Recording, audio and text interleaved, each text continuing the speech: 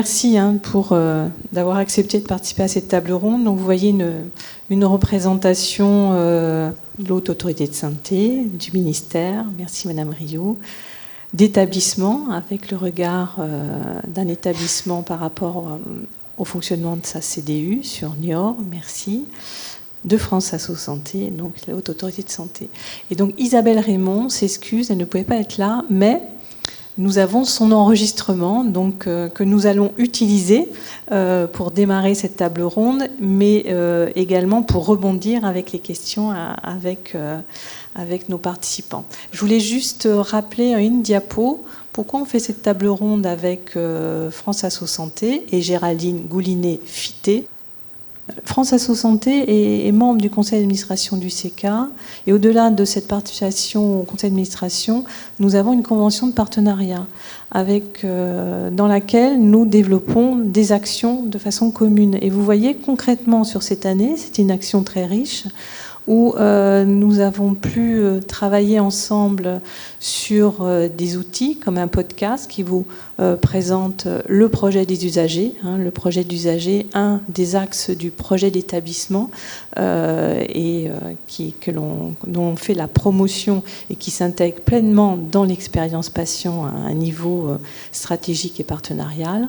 Et puis aussi des formations qu'on a pu commencer à monter ensemble, travailler ensemble sur l'expérience patient. Donc là, on a eu récemment 2 jours de formation sur l'expérience patient, où au-delà du concept et des définitions des outils, des approches, on a pu aussi présenter des démarches comme le shadowing avec empathie ou le design thinking, qui sont des outils complémentaires au questionnaire, ISATIS et autres. Tout à l'heure, je ne suis pas intervenue, mais en effet, le questionnaire est un outil de recueil, mais il y a plein d'autres méthodes que le questionnaire. Et aussi, il serait bon de dire aux experts visiteurs qu'il n'y a pas que des questionnaires pour mesurer l'expérience ou pour aborder l'expérience patient. Merci l'HAS de transmettre nos messages. Voilà. On peut travailler l'expérience patient autrement que par des questionnaires spécifiques. Donc centrez-vous sur ISATIS et peut-être regardez d'autres techniques comme celle que je viens d'évoquer. Et puis des webinaires, donc un webinaire qui sera 2 webinaires sur le dernier trimestre qui seront sur l'engagement des usagers dans le système de santé, et puis la feuille de route sécurité des patients, des résidents, la DGOS, DGS, qui a un axe 5 consacré à ce thème. Donc voilà pourquoi Géraldine et moi, nous sommes là aujourd'hui avec vous. Donc dans cette table ronde, nous avons en fait pour la préparer identifié différentes questions que l'on va vous poser, et on va tout de suite commencer par un début de l'entretien avec Isabelle Raymond. Donc Isabelle Raymond, elle est praticienne hospitalier en service de médecine interne au CHU de Bordeaux. Et donc je l'ai interrogée sur que lui avait appris le patient au cours de sa carrière. Et on va l'écouter en 2 parties. Et donc là, dans un premier temps, cette première séquence va vous permettre de voir comment elle relate le vécu du patient au cours de sa carrière et qu'est-ce que le patient lui a appris et lui a permis de comprendre. Bonjour à toutes et à tous. Tout d'abord, je voudrais remercier les organisateurs et plus spécifiquement Catherine Pourrin de m'avoir conviée donc à partager cette journée avec vous. Je suis Isabelle Raymond, je suis pharmacienne de formation. J'ai un exercice clinique depuis plus de 20 ans et l'objet de mon intervention d'aujourd'hui, c'est vraiment de mettre en valeur le savoir expérientiel des patients pour les soignants. Alors, j'ai commencé mon exercice en service de maladies infectieuses au CHU de Bordeaux il y a quelques années. Et une des premières patientes qui a contribué en fait à faire évoluer ma pratique, elle s'appelait Véronique.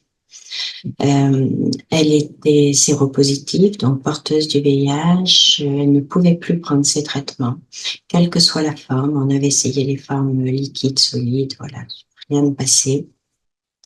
Son immunité était vraiment effondrée et sa charge virale était extrêmement élevée, donc le pronostic était relativement complexe. Véronique, 2 ans après, elle faisait plus de 50 kilos, sa charge virale était maîtrisée et son immunité avait remonté. Alors, cette rencontre avec Véronique, c'était vraiment quelque chose d'extrêmement utile pour moi. C'est-à-dire qu'au tout début, elle m'a dit, ce que je vais faire, je vais le faire pour vous. Et ensuite, elle l'a fait pour elle.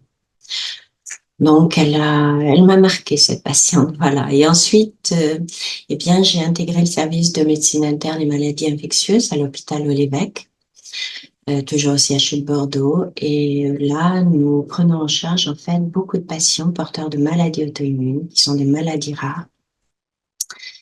Et les maladies rares sont souvent complexes à comprendre et complexes à expliquer aussi à l'entourage. Ce sont des maladies qui peuvent générer des errances diagnostiques, donc qui peuvent être anxiogènes, qui sont anxiogènes, et puis qui peuvent aussi générer un isolement social. Alors, les patients que j'ai eu l'occasion d'accompagner dans ce service m'ont beaucoup appris sur les comportements en santé, en fait. Comment comprendre un comportement et comment accompagner ce comportement, ce changement de comportement pour qu'il soit plus favorable à la santé. Donc, ça m'a permis, nous avons des modèles en santé qui sont validés, mais là, ça apporte aussi une vision concrète, une illustration de ces modèles en santé. Ça m'a permis de comprendre ce qu'était le déni. Le déni, par exemple, quand on est face à une maladie qui vous transforme. Je pense, là, j'ai une personne qui me vient à l'esprit, une personne qui ne vivait que pour qui vivait surtout pour sa productivité, qui avait une image de quelqu'un d'extrêmement performant dans son métier, performant pour sa famille, et que la maladie a transformé, en fait, en lien avec une fatigue chronique qui faisait que, eh bien, on perd un peu de sa performance. Donc, ça m'a fait comprendre également comment accompagner ce déni. Comprendre également ce qu'était le déni quand des parents perdent un enfant. Voilà. Et puis, nous avons aussi abordé l'acceptation de la maladie avec de nombreuses personnes. Donc, cette acceptation, pour certains, c'est quelque chose qui est impossible. On peut composer, on peut s'adapter, mais on ne peut pas accepter quelque chose qui vous bousille la vie, entre guillemets. Voilà, à jamais. Donc, et pour d'autres personnes également, cette acceptation fait partie du processus d'intégration de la maladie. Alors, j'ai également appris à questionner eh bien, la dépression, c'est-à-dire quand quelqu'un a des idées noires, comment accompagner et orienter surtout. Comment accompagner donc quelqu'un qui vit une maladie chronique et chez laquelle ça va générer une dépression avec des idées, voilà, voire suicidaires. Donc, je travaille au quotidien avec des psychiatres et des psychologues. Donc, là encore, ça m'a beaucoup appris. Mais les patients m'ont permis de comprendre vraiment comment essayer d'accompagner au mieux. Et je ne suis pas psychiatre ni psychologue, donc dans mon domaine à moi, comment accompagner une dépression, bien sûr orientée vers un spécialiste, c'est évident. Alors, j'ai également compris ou appris auprès des patients qu'il fallait vraiment une écoute active, c'est-à-dire qu'il fallait apprendre à questionner l'impact de la maladie sur le vécu profond. Et ce vécu, donc, c'est aussi bien le vécu professionnel, le vécu personnel, le vécu familial, le vécu également affectif. savoir vraiment identifier ce qui est utile pour le patient et s'en servir en fait pour cet accompagnement optimisé. D'où cette nécessité de construire une relation de confiance afin que la parole puisse être lors de l'entretien, que ce soit une parole libre, sans jugement. Sandrine, l'exercice ne va pas être facile, hein. Donc j'ai demandé à Sandrine Morin de rebondir sur cette séquence, sur ce que nous a dit Isabelle. Elle n'a pas prononcé le mot prems, hein, mais pouvez-vous rebondir sur ces propos pour nous présenter ce que sont que les prems et proms?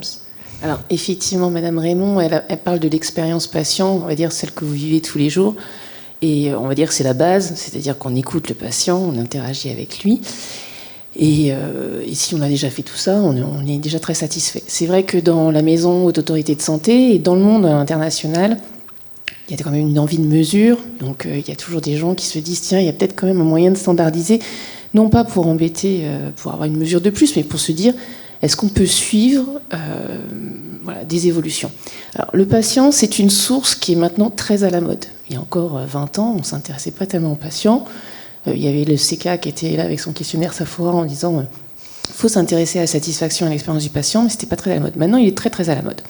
Donc, on a des termes barbares pour ce qui est des mesures, on a des PREM et on a des PROMS. Moi, j'attends avec impatience la traduction en français.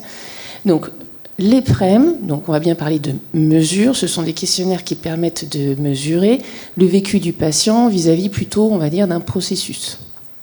Donc ça peut être l'accueil, ça peut être une prise en charge de la douleur, sans parler du résultat, mais d'un processus, c'est factuel. Ce sont des questions et on parle de PREM, et on parlera de PROMS aussi, quand on est sur des questionnaires qui sont validés, c'est-à-dire qu'on est sûr qu'on arrive à mesurer quelque chose qui est reproductible dans le temps, parce que l'idée c'est d'avoir potentiellement un score et de pouvoir, avec les différences de score, dire ça s'améliore ou ça se dégrade ou ça se stable. Donc le PREM, c'est de l'expérience. Donc tout à l'heure, on vous a parlé d'ISATIS. ISATIS, c'est un mix d'expérience et de satisfaction, parce que la satisfaction, c'est complémentaire. C'est plus subjectif, mais c'est complémentaire. Donc on a cette expérience patient sur du processus, et on appelle ça des PREM, et vous en faites tout le temps. Et on l'a vu avec la clinique qui a développé des questionnaires plus spécifiques. On le fait. Ce qui compte, c'est d'avoir des questionnaires qui sont validés, qui permettent de faire des mesures régulières. Et si on peut en avoir disponible au niveau national, ça évite d'avoir à refaire. Sur les PROMS, donc pareil, c'est le patient, c'est la source, c'est son expérience, mais là on va mesurer sa perception vis-à-vis d'un résultat sur un processus de soins. Donc les plus connus sont ceux sur l'orthopédie, j'ai eu une chirurgie du genou, on passe des questionnaires qui sont avec des noms genre COUS, et puis on regarde si le patient répond aux questions pour savoir s'il a gagné en mobilité, il a eu le questionnaire avant, il l'a après, et il juge le résultat de la chirurgie.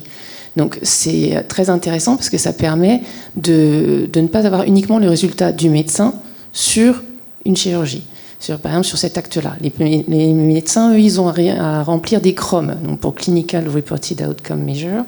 Donc eux, ils peuvent très bien avoir jugé que la chirurgie s'est très bien passée et être satisfait. Le PROM rempli par le patient va permettre de moduler ça et potentiellement de voir soit une prise en charge complémentaire ou de se satisfaire collectivement que tout marche. Donc les PROM, pareil, ce sont des questionnaires qui sont validés. Alors il en existe plein international avec des noms barbares, mais l'idée c'est bien ça, c'est d'avoir quelque chose qui est validé, qui est complémentaire et qui permet, avec des variations de score, de voir si le patient il a changé ou pas. Alors sur les PROM, actuellement, vous en avez sûrement manipulés. Ça peut être des questionnaires de qualité de vie, ça peut être des questionnaires qui sont plus sur la dépression, pour dépister une dépression ou pour voir justement comment l'orienter. Et par rapport à ce que disait Madame Raymond, effectivement, il y a l'expérience que le patient lui amène, mais elle peut aussi outiller sa décision d'orienter une prise en charge par rapport à ces questionnaires. Et donc ces questionnaires-là, qui sont très à la mode et qui ont été pas mal portés, notamment par le consortium ICHOM, sont maintenant des outils qu'on propose professionnels de s'emparer, mais c'est vrai que ce n'est pas simple et ça demande pas mal de précision, même nous, à notre niveau. Et donc vous avez insisté sur des questionnaires validés. Donc ce n'est pas simple. La notion de validation, il y a des notions de conception, de littérature et de traitement statistique. Donc là aussi, deuxième message pour les experts visiteurs, on ne peut pas demander à un petit service d'avoir des PREMS, des PROMS, hein, c'est infaisable. Voilà. Qu'il utilise en effet des questionnaires déjà existants, certes, mais dans la création, non, on ne parle pas de PREMS et PROMS pour un questionnaire fait sur un coin de table. Hein.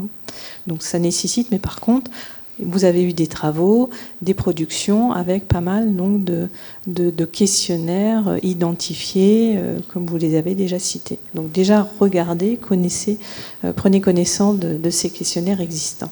C'est ça. On ne se lance pas comme ça dans la création d'un questionnaire. Il y a déjà beaucoup de choses disponibles. Hein. Juste sur 5 pathologies, on a déjà 33 PROMS. Et ce qui est bien dans les PROMS, on ne va pas parler de mesures. L'idée, c'est qu'il y a quand même suffisamment de variété de PROMS pour pouvoir coller à une pratique ou à une demande de l'équipe soignante. L'idée, c'est de la HAS n'est pas d'imposer. On nous demande souvent quel PROMS on doit prendre. Pour une fois qu'on n'a pas un avis tranché, nous, c'est non. On vous donne l'éventail de PROMS validés en français est disponible et choisissez celui qui vous paraît le plus proche de votre pratique. On l'a fait pour l'obésité, la maladie rénale chronique, on l'a fait pour le syndrome coronarien. Enfin voilà.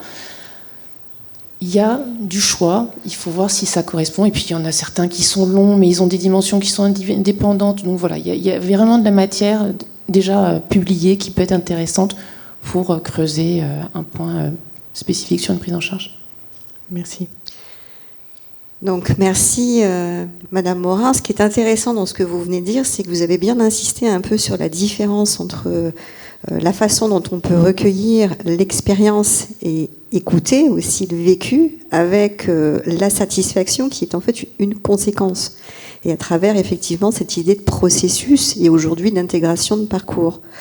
Du coup, moi j'ai une question pour Patrick Charpentier en tant que président de France Asso Santé. Et ce qui est intéressant, c'est peut-être de voir où justement, à travers les textes réglementaires et dans les politiques publiques et dans les établissements, comment ça s'est traduit justement cette prise en compte, pas forcément de la satisfaction en tant que telle, mais justement du vécu et de l'expérience, pour essayer de faire un peu la différence. Alors, avant de rentrer dans les textes réglementaires, moi j'ai beaucoup apprécié un petit peu ce qu'a dit Madame Raymond. Il y a quand même une chose qui n'a pas changé au fil du temps, au fil de l'eau. Hein. C'est cette relation très singulière entre ce qu'on appelle un patient et un soignant. La seule chose qui a évolué, c'est que je crois, fut un temps, il y avait le soignant et le patient, il y avait le sachant et celui qui était un peu moins dans la réalité de sa maladie. Mais je pense que maintenant, si on n'est plus dans le déni, la compétence de la personne malade, la compétence du patient que vous recevez dans une consultation, on ne lui consacre pas aujourd'hui suffisamment d'écoute sur son vécu, sur son sentiment, sur ses émotions, sur son traitement, de façon à pouvoir en faire justement un patient partenaire. Et je crois qu'on est maintenant rentré dans cette dimension-là de complémentarité de compétences. Et il a fallu des textes réglementaires de façon à pouvoir l'officialiser. Alors, je vais être très factuel sur le contenu de ce que je dis. La charte du patient hospitalisé, qui a été annexée à la circulaire ministérielle du 6 mai 1995, relative aux droits des patients hospitalisés, qui vise à faire connaître aux personnes hospitalisées leurs droits. Cette initiative est une première amorce à partir de laquelle l'usager passe de l'état de patient, sujet de soins, à celui d'acteur de sa santé. La reconnaissance de ses droits ouvre la voie à la reconnaissance de son vécu, à la légitimation de sa place, autour de laquelle s'articule l'organisation et le fonctionnement hospitalier qui est à son service. On va arriver en 1996 avec l'ordonnance du 24 avril, qui vise à ce qu'il y ait le recueil de la satisfaction des usagers, qui devient obligatoire pour les établissements de santé, venant ainsi confirmer ce que l'OMS, dans sa définition de la qualité des soins, met en exergue en indiquant que le recueil du point de vue du patient est nécessaire pour évaluer la qualité du système de santé, au même titre que les considérations techniques proposées par les professionnels de santé. Ensuite, loi de Kouchner, la loi du 4 mars 2002. Je rappelle, commission, la relation avec l'usager, la qualité, la prise en charge, qui est aujourd'hui une commission d'usagers, qui peut être présidée même dans les textes par un représentant d'association agréé. Et cela se poursuit naturellement avec cette loi relative aux droits des malades et à la qualité du système qui sont évalués à travers l'analyse des plaintes et des réclamations d'une part. C'est-à-dire qu'aujourd'hui, en commission d'usagers, moi, au niveau du CHU Limoges, j'ai accès au registre des plaintes et réclamations. On fait systématiquement avec chaque commission des usagers une commission de plaintes. Et j'ai une commission des usagers demain matin. Et je peux vous assurer qu'à 10h, avec justement les plaintes qui sont principalement centrées sur les urgences, avec un médecin des urgences, nous allons travailler sur le recueil de ces plaintes et réclamations. Et puis ensuite, dans l'analyse de ce qui a été malheureusement, là aussi, des droits qui ont peut-être été bafoués, si je me réfère éventuellement aux 14 qui sont retenus au niveau de la charte du droit en santé à échelle européenne, on va rentrer dans cette capacité de les prendre en compte et de trouver les mesures d'amélioration qui permettraient peut-être aux services des urgences de ne plus les recueillir à court, moyen, long terme. Ça me semble important. On est également, donc, au-delà de ces réclamations, l'évaluation et la présentation des événements indésirables graves, avec tout ce qui peut être traité ensuite dans les commissions de reprise d'expérience que vous avez dans vos établissements, qui sont... Alors, et ensuite, donc, à travers cela, ça permet d'écouter la parole des patients pour faire exprimer le vécu, l'expérience et de mesurer le niveau de satisfaction du service rendu. On en arrivera bien à la qualité aujourd'hui. On a ensuite la loi Hôpital, Patient, Santé, Territoire de 2009 qui poursuit ce processus en recommandant au corps médical d'inclure dans tous les parcours de soins à destination des malades chroniques une offre d'éducation thérapeutique. C'est là qu'intervient le patient partenaire. C'est là qu'intervient l'expérience patient et non pas le patient expert du regard des associations, parce que nos associations ne sont pas aujourd'hui, même si je suis diabétique, expert de l'ensemble des problématiques du diabète. Par contre, oui, moi j'ai 2 prothèses de hanche, je vais vous assurer que je suis expert, ma propre expérience sur la prothèse de hanche. Et je peux en parler demain à d'autres patients qui souhaiteraient se faire opérer. Et ça me semble important que prendre en compte que ce patient partenaire, sur sa propre expérience et vécu, est aujourd'hui un partenaire important autour des professionnels. Donc, je reviens sur la lecture, ce que je disais. Pour la première fois, les directives officielles en matière de recommandent la conception d'activités pédagogiques en groupe par l'apprentissage entre pairs pour assurer l'éducation du patient en prenant appui sur les savoirs d'expérience. Donc, je veux dire qu'aujourd'hui, éducation thérapeutique, alliance thérapeutique sur la santé mentale, pair et danse par rapport à la dimension du médico-social, sont aujourd'hui des projets qui sont portés par bon nombre d'établissements. Et je pense que, outre le recueil par les questionnaires, d'autres méthodes viennent compléter l'arsenal du recueil de l'expérience pour contraindre la manière dont le système de santé doit répondre aux besoins des usagers, l'observation, le récit, les entretiens issus notamment des sciences humaines et sociales, qui viennent compléter ces dispositifs pour mieux qualifier l'expérience des usagers. Donc, un peu de mémoire, un peu d'historique, mais qui nous renvoie à la réalité d'aujourd'hui, qui fait que demain matin, dans les gens que vous allez rencontrer, considérez qu'il y a une relation très singulière qui doit avoir une écoute partagée entre ce que vous entendrez du patient et ce que vous pourrez porter en tant que qualité de professionnel. Merci, Monsieur Charpentier. Donc, de cette réalité, Madame Rioux, à la DGOS, vous avez eu une évolution de vos organisations et l'intitulé maintenant de votre service a évolué, c'est qualité, parcours usager. Quelle est la politique, les orientations, la stratégie conduite par la DGOS sur l'expérience patient maintenant ? Oui, effectivement, organisation récente, mais qui s'appuyait bien sûr sur une implication forte et souhaitée de l'expérience patient dans la conception de nos politiques publiques. Également, bien sûr, un regard attentif aux politiques de qualité. Le fait de les rassembler, clairement, a semblé un choix plus qu'opportun, et je suis particulièrement ravie pour le coup de pouvoir travailler sur ces sujets. L'enjeu pour nous, c'est vraiment de créer cette porosité entre ces problématiques-là. Moi, depuis mois et demi, je n'entends que parler de qualité et d'usagers et de sujets de qualité. Donc, en tout cas, il y a un vrai sens à les travailler conjointement. Donc, je le disais, il y a quand même des choses qui étaient travaillées par la DGOS, notamment pour mieux prendre en compte l'expérience patient. Nous écrivons les textes, pour le coup, les fameux, et effectivement, certains pourront, nous l'espérons, aboutir en lien étroit avec le regard des usagers. Je peux citer aussi, et c'est important parce qu'on y travaille beaucoup, tout ce qui va relever peut-être de l'évolution de la formation des professionnels pour pouvoir, en tout cas dans les cursus, intégrer d'emblée dans la formation la prise en compte de l'expérience patient dès la première vocation, en tout cas à la fois pour les médecins et l'ensemble des professionnels paramédicaux. Ou dans la certification périodique, en effet. Tout à fait. Les axes oui, de la certification périodique. Exactement. De façon peut-être plus concrète, actuellement on travaille également sur tout un dispositif de réorientation des urgences, là encore qui en soi est favorable aux patients, puisque mais l'enjeu est de pouvoir lui proposer des solutions plus adaptées.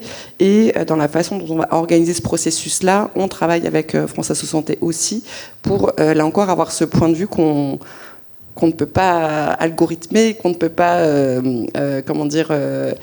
penser sans avoir justement cette réalité du vécu. Et vous l'avez cité, lien étroit aussi avec les associations, notamment dans le cadre de la feuille de route sécurité des soins, et donc un axe propre. Et c'était important, même en termes de visibilité, que ce soit le cas sur justement la promotion de la place du patient et de ses proches pour améliorer la sécurité des soins. Et donc l'enjeu effectivement pour nous à ce stade, c'est réellement que cette prise en compte-là, dès l'amorce des travaux et avec certainement aussi l'enjeu de revoir certains textes, c'est qu'on puisse réellement au sein des administrations aussi avoir ce réflexe-là évident, et on a d'ores et déjà replanifié certains temps d'échange avec les usagers, puisque pour le coup c'est pas un partenaire comme les autres en administration, très très clairement, mais pour qu'on puisse aussi, et ça c'est très important, identifier les priorités qui sont remontées notamment par l'action des usagers. Je vais m'arrêter là peut-être pour cette première question. Merci. On va reprendre peut-être donc du coup l'entretien avec Isabelle à distance. Oui. Qui va donc plutôt nous expliquer comment elle est passée du vécu de la personne à la dynamique collective au sein de l'expérience patient. Alors, grâce aux patients que j'ai accompagnés également, nous avons pu développer des projets en recherche clinique, des projets sur la base de témoignages de patients qui expriment leur vécu expérientiel de l'essai clinique. Et ces vidéos donc qui sont accessibles pour les autres patients à qui on pourrait proposer un essai clinique. Alors nous avons également développé plusieurs projets en éducation thérapeutique, des projets visant à accompagner au mieux la fatigue chronique qui peut être extrêmement invalidante, accompagner aussi la douleur, accompagner la gestion des émotions, le stress. Voilà, donc beaucoup de projets qui ont été a priori utiles pour d'autres patients. Alors, à Bordeaux, nous sommes vraiment convaincus que le savoir expérientiel des patients est extrêmement utile aux soignants. C'est pour ça, grâce au professeur Jean-Luc Pellegrin, nous avons pu développer un diplôme universitaire qui s'appelle le diplôme universitaire de patient formateur au parcours de soins chroniques. Ce diplôme est ouvert à 15 participants qui connaissent le parcours avec la maladie chronique, donc des patients ou des aidants, qui ont distancié la maladie, évidemment. Et nous apportons une formation en pédagogie.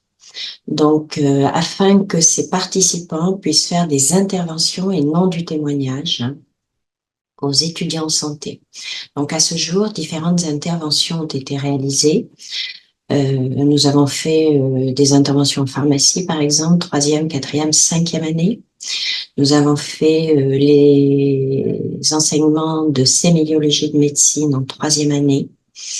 Les participants sont intervenus également en master IPA, des infirmiers en pratique avancée, dans le master promotion de la santé, en IFSI, donc en institut de soins infirmiers.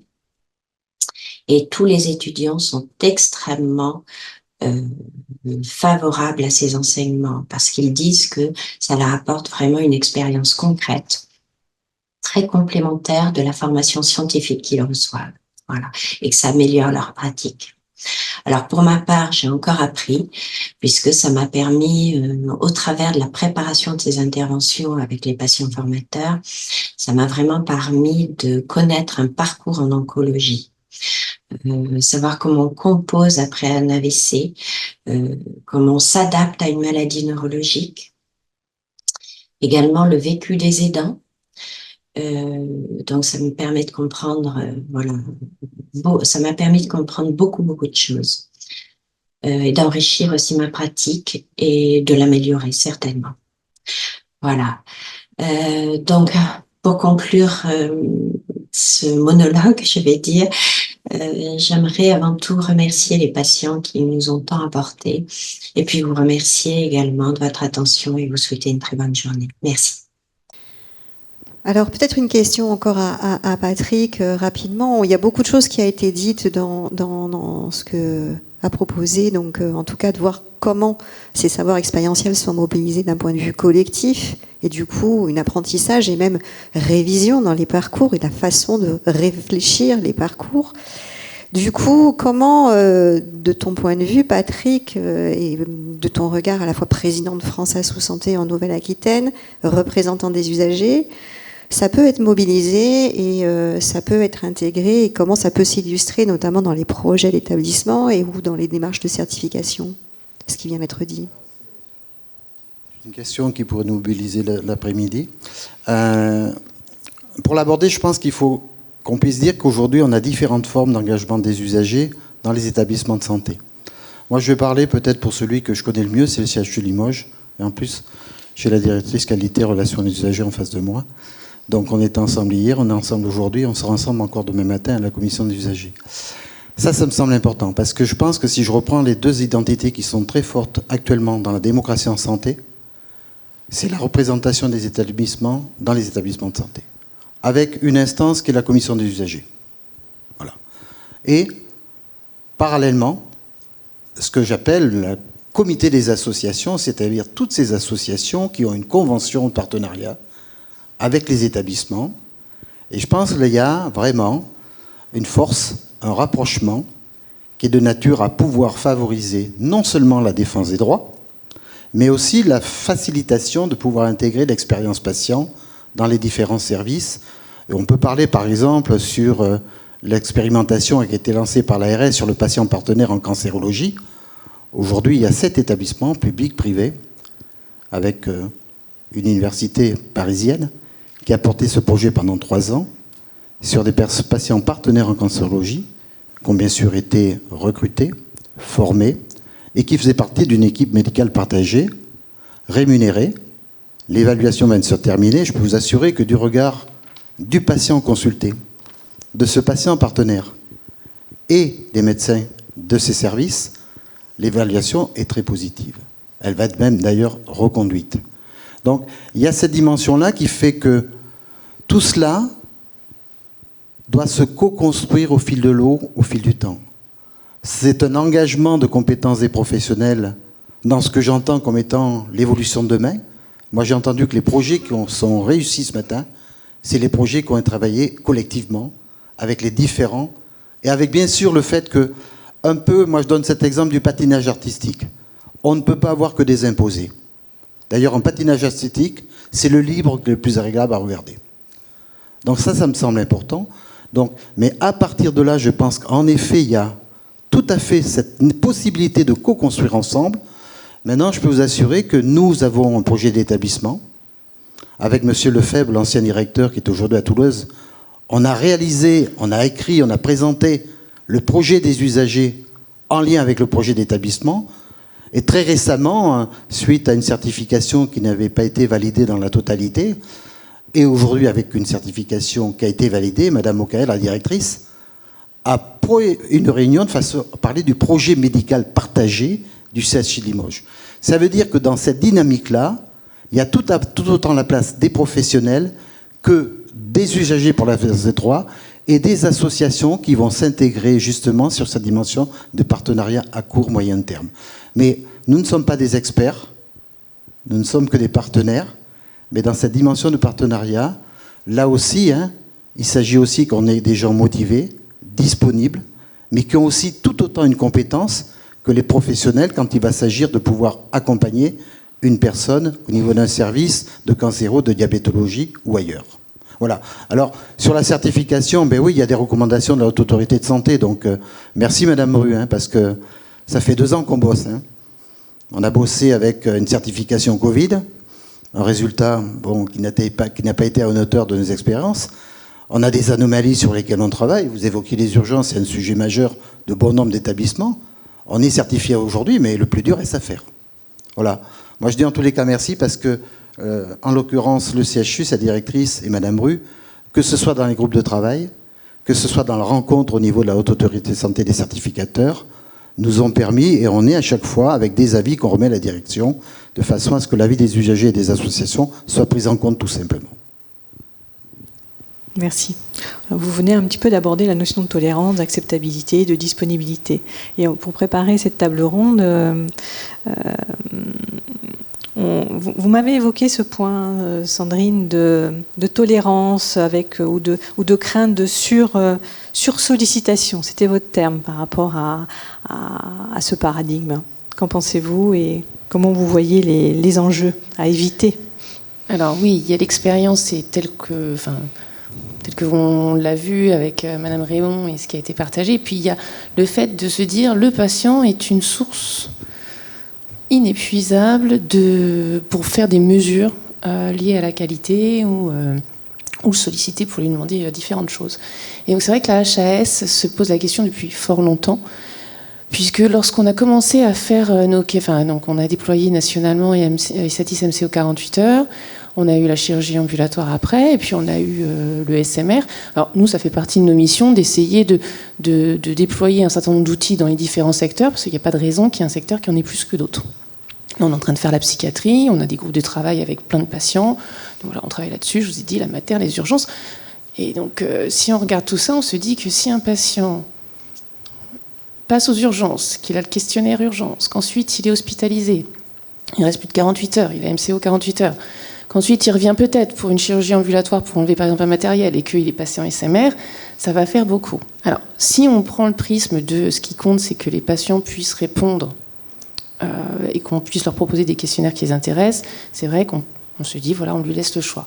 C'est vrai que dans des systèmes un peu plus contraints comme les nôtres, où on nous dit il faut qu'il y ait beaucoup de patients qui répondent parce que c'est nécessaire pour la représentativité du dispositif, il est légitime de se poser la question de est-ce qu'on ne va pas épuiser le patient? On a déjà des patients des fois qui nous posent la question, qui nous disent écoutez, j'ai déjà répondu au questionnaire de l'établissement de sortie à la sortie, là vous m'en passez un, ça fait 15 jours, c'est quoi l'intérêt? Donc bon, on porte les éléments nécessaires parce qu'on a des milliers de mails qui nous arrivent et qu'on traite. Et donc c'est vrai que dans le cadre de la mesure notamment qu'utilise le patient, il est important de se poser la question de la sollicitation du patient, de sa sursollicitation. Et disons qu'un des moyens, c'est aussi de se dire que le patient, on lui propose des questionnaires, c'est notamment ce que veut faire le dispositif Eval Santé par Mon Espace Santé. Le patient recevrait des questionnaires, il répondrait à ce qu'il a envie. Mais c'est vrai que cette multiplication de questionnaires, notamment des prompts, qui vont être aussi importants, parce qu'on comprend bien les équipes de soins qui choisissent un questionnaire. Et si possible, si elles peuvent le choisir avec les patients, c'est mieux, parce que des fois, on a des équipes de soins qui nous disent « Oh, celui-là, il est trop long ». Il est trop long en tant que soignant, mais peut-être qu'en tant que patient, il est parfait. Donc si un patient, dans son espace Eval Santé, tel qu'on l'imagine plus tard, il a 20 questionnaires qui lui arrivent, parce que malheureusement, c'est un patient qui passe très régulièrement du temps dans le système de soins, on peut se dire qu'on peut le démotiver, et puis on peut aussi un peu décevoir les gens qui sont derrière ces questionnaires, parce que quand on leur pose la question, c'est qu'on a envie qu'ils y répondent, on a un intérêt. Mais voilà, il va falloir composer avec ça. Donc à la Haute Autorité de Santé, on va être amené à discuter avec les associations de patients et avec des patients pour voir comment on peut accompagner ça. Faire des recommandations aussi, alors pas telles que mes collègues des recommandations bonnes pratiques le font, mais faire des recommandations pour voir comment on peut utiliser ce patient en tant que source, mais ne pas l'épuiser. Donc ça passe notamment par son avis, par l'intérêt de le solliciter, mais aussi par beaucoup de communication. Et donc on verra pour travailler ça. Mais c'est vrai que c'est une préoccupation qui nous envahit de plus en plus, avec notamment ma chef de service Laetitia May, parce que voilà, on a une multiplication des questionnaires et on sait qu'il y a plein d'initiatives autour de nous, et ça on en est très contents. On a les registres qui s'y mettent, on a les associations comme Renalou qui viennent nous voir. Mais c'est vrai que voilà, il va falloir qu'à un moment on se pose la question, le patient, il n'est pas inépuisable. C'est pas le PMSI. Oui, merci de nous rappeler ce critère important de validation qui est l'acceptabilité. Eh bien non, nous ne vous avons pas oublié au centre hospitalier de Niort. Alors, Madame Joseph Henry et Monsieur Dimiglio, où en êtes-vous au centre hospitalier de Niort? Avez-vous pu mettre en place quelque chose? Parlez-nous de votre expérience. Merci de nous avoir invités tout d'abord. Et effectivement, c'est intéressant de voir, au-delà de la vision des administrations HAS et des GOS sur ce recueil d'expérience patient, c'est intéressant de voir comment ça se passe concrètement sur le terrain. Et donc moi je suis effectivement le président de la commission des usagers de l'hôpital de Niort, et je suis par ailleurs responsable en Nouvelle-Aquitaine de l'association Renalou, l'association des malades du rein. Alors la question est effectivement importante. On est au cœur effectivement de la démocratie en santé. La démocratie en santé issue notamment des lois Kouchner de 2002, c'est comment on peut faire participer le patient à l'évolution du système de santé. Finalement, en 3 mots, on peut résumer les choses comme ça. Et donc, lorsque j'ai pris mes fonctions à la commission des usagers, en partenariat bien sûr avec la direction des usagers et de la qualité de l'hôpital, je me suis interrogé sur la façon de savoir comment est-ce qu'on peut recueillir la perception finalement des patients sur ce qu'ils vivent, et surtout, ce qui nous intéresse, c'est sur ce qui ne va pas, sur les anomalies, sur les difficultés, pour qu'on essaye de se centrer sur ces anomalies et les difficultés et essayer de les résoudre. Et donc, j'ai recensé tout ce qui permet aujourd'hui, concrètement, à un président de commission des usagers de percevoir cette expérience patient. Il y a en premier lieu ISATIS, on en a parlé, j'y reviens pas. Donc ISATIS, c'est intéressant d'avoir une analyse de ce questionnaire par la direction des usagers qui est présenté en commission des usagers pour qu'on voit comment ça fonctionne. Il y a en parallèle les questionnaires de l'hôpital qui sont dédiés à certains services ou certaines activités. Il y a, Patrick en a parlé tout à l'heure, les réclamations des usagers, c'est extrêmement important. Nous faisons un point mensuel avec la direction des usagers pour analyser ces réclamations, les catégoriser, voir celles qui reviennent le plus, essayer de comprendre quelles mesures nous pouvons mettre en place pour éviter qu'elles se reproduisent, que l'anomalie se reproduise. C'est très important, cette analyse des réclamations. Nous avons également les EIG, on en a parlé tout à l'heure, et depuis peu de temps à l'hôpital de Niort, on a mis en place la participation systématique des patients aux opérations d'analyse de ces EIG.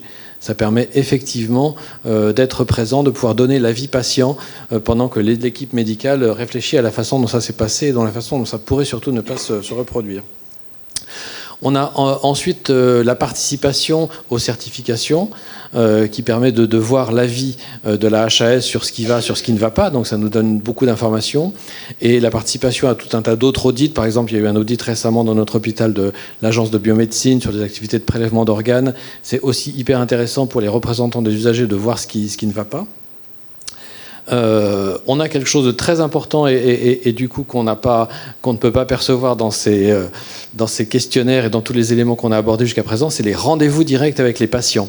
Les représentants des usagers font des permanences dans notre espace des usagers, et ces permanences permettent, soit spontanément, soit sur rendez-vous, de rencontrer des patients qui ont des choses à dire, qui ne le diraient pas de la même façon dans un courrier, qui ne le diraient pas de la même façon dans un rendez-vous avec la direction des usagers ou avec le personnel soignant, et qui disent des choses qui nous sont utiles derrière. Et de la même façon, nous avons à cet espace des usagers ou à d'autres endroits des relations directes avec les associations de patients, qui nous remontent les difficultés de leurs patients, qui nous remontent des idées d'amélioration, etc. Et ça, c'est effectivement très riche. Et puis enfin, nous avons aussi des études menées par les patients. Des études qui sont menées soit par France Asso Santé, par exemple comme le baromètre des droits qui est fait annuellement, qui a été publié récemment sur le site de France Asso Santé, qui donne une très bonne indication sur la perception des droits des patients, mais également un certain nombre d'associations. Alors c'est le cas de Rénalou avec une structure qui s'appelle Moi Patient, c'est le cas aussi de la Fédération des diabétiques avec le Diabète Lab, où des associations de patients ont construit des plateformes numériques de recueil de l'expérience patient. Et la différence par rapport à ISATIS ou tout ce qu'on a évoqué tout à l'heure, c'est que ce sont des questionnaires bâtis par les patients et qui permettent d'aller véritablement chercher des informations qui concernent et qui intéressent les patients, j'allais dire en premier lieu, même avant les établissements hospitaliers. Et après, on vient se nourrir de ça pour pouvoir essayer d'améliorer leur situation. Donc, tous ces outils nous permettent d'avoir une connaissance de la perception des patients. Et tout ça ne doit pas rester théorique. Ça a pour objectif de mettre en place des plans d'action, d'identifier des problématiques, de réunir dans ces problématiques la direction des usagers, les soignants concernés, l'administration, les usagers, pour pouvoir mettre des plans d'action et faire en sorte que la qualité de vie finalement des patients s'améliore. Et vous, Madame Joseph-Henri, vous vouliez compléter par... Alors moi, j'étais très contente des échanges, puisqu'effectivement, on mettait bien le patient au cœur de la relation. Et c'est l'objectif aussi, effectivement, peut-être qu'en indicateur, on n'est pas forcément au point partout. On souhaite que ça parte des services, effectivement, pour la dynamique, comme les autres établissements. Et nous, ce qui nous importe énormément, c'est aussi de s'appliquer à une expérience qui peut être individuelle. C'est pas forcément le nombre de réclamations qui va compter. C'est parfois une seule réclamation qui va nous intéresser et sur laquelle on va se pencher. On a pris le pli, effectivement, de se voir très régulièrement juste avec les représentants d'usagers pour balayer toutes les réclamations. Elles sont sélectionnées par eux et ensuite on va discuter en CDU avec les professionnels concernés pour élaborer un plan d'action ou des groupes de travail. Là, la dynamique effectivement actuelle de l'hôpital, c'est bien d'avoir des représentants d'usagers, des patients partenaires, même si on n'est pas CHU, on en a, en oncologie, des médiateurs pairs en santé aussi, patients experts, on en avait déjà depuis quelques années, mais un petit peu les disséminer partout, de prendre l'habitude pour les professionnels. Donc c'est pareil, en fait, en analyse d'événements désirables graves, les représentants d'usagers sont présents. C'est donner l'habitude aux professionnels de travailler avec. Et en faisant ça, à la fois sur les deux volets, représentation, et puis sur le volet avec les patients. Puisque dès qu'on parle d'une réclamation, c'est pour un patient individuel, et pour repointer ce qui n'est pas passé, généralement au niveau du dialogue ou des échanges, avec le patient, et de reconstruire cela de façon pédagogique pour les professionnels. Alors par rapport à ISATIS, nous, l'intérêt d'ISATIS, ce qu'on relève, c'est effectivement de pouvoir se comparer avec le national. Après, les indicateurs restent à peu près pareils. On a gardé nos questionnaires globaux et des questionnaires spécifiques par service en fonction de leurs besoins. Ça nous donne plutôt un bruit de fond. On va récupérer des commentaires d'un peu partout. C'est pas juste les réclamations écrites. Les mails, les réclamations orales, on les traite de la même manière. Ils sont balayés de la même façon par leurs représentants d'usagers. Réseaux sociaux aussi maintenant depuis que ça se développe beaucoup plus. Et puis les commentaires des questionnaires également. Y compris ceux qui sont anonymes, on va les traiter.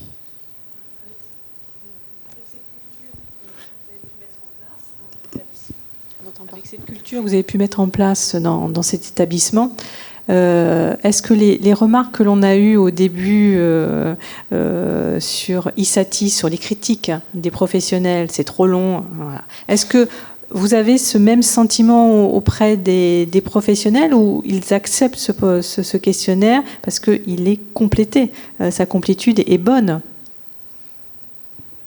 Alors j'irai même un peu plus loin. Je suis référente qualité aussi du pôle de psychiatrie. Les professionnels de psychiatrie sont déjà prêts pour ISATIS psychiatrie. En fait, l'avantage pour nous d'ISATIS, c'est que le travail n'est pas porté par les soignants.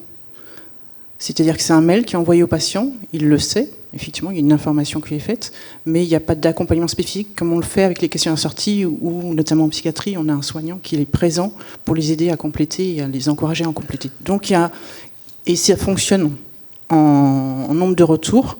Donc et on n'a pas nous effectivement considère que c'est long, nos questionnaires on les a raccourcis, mais ça fonctionne, donc on laisse, c'est exploité par d'autres que nous, et nous on récupère les résultats. Donc ISATIS, ça convient.